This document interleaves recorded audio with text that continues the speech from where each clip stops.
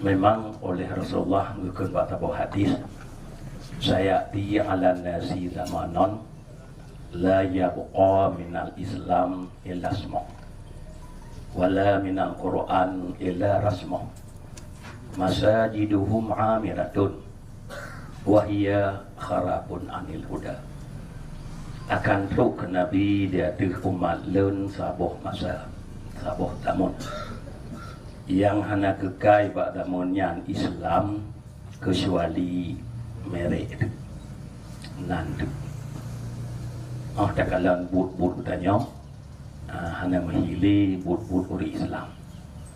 Kadang-kadang sembahyang hanali, puasa hanali, tapi dia menjadi kun uri Islam. Ini dah timbul ke orangnya. Nyokun Nabi akan truk, tapi tanggal hana bukan Nabi. Putanggai, putun, Nabi hana bukan.